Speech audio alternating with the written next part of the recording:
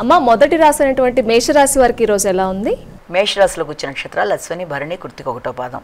మేషరాశి వారికి ఈ రోజున ప్రతి విషయంలో కూడా చాలా వరకు అనుకూలమైన ఫలితాలు రావడానికి ఆస్కారం అనేది ఒకటి ఉంది.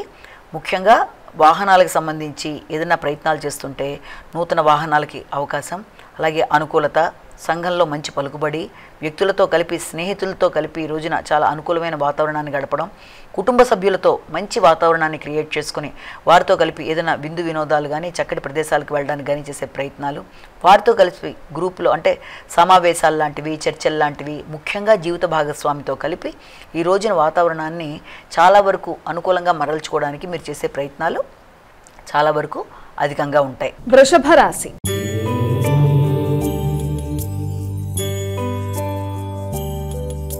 మరి వృషభ రాశి వారికి ఎలా ఉందండి ఈరోజు? వృషభ రాశిలోకి వచ్చే నక్షత్రాలు తెలుసుకుందాం. వృషభ రాశిలోకి వచ్చే నక్షత్రాల్లో మనకి ఈ కృత్తిక, రోహిణి, మృగశిర.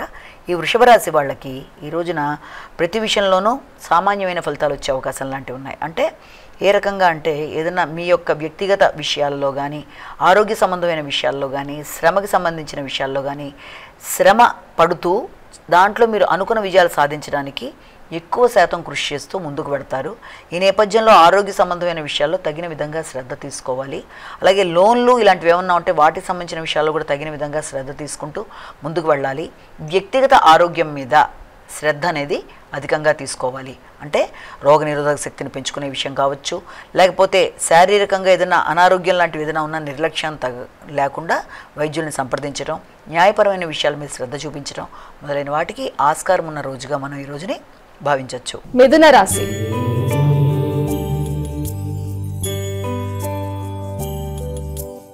మిథున రాశి వారి ఫలితాలు ఎలా ఉన్నాయండి? మిథున రాశిలోకి వచ్చిన నక్షత్రాలు తీసుకున్నట్లయితే మనం ముఖ్యంగా మిథున రాశిలో ఈ యొక్క మృగశిర, ఆరుద్ర, పునర్వసు 3 పాదాలు. మిథున రాశి వాళ్ళకి ఆలోచనలు చాలా వరకు అనుకూలంగా ఉంటాయి. ఆశించిన ఫలితాలు పొందడానికి అన్ని విధాలుగా కూడా వీళ్ళు కృషి చేస్తారు.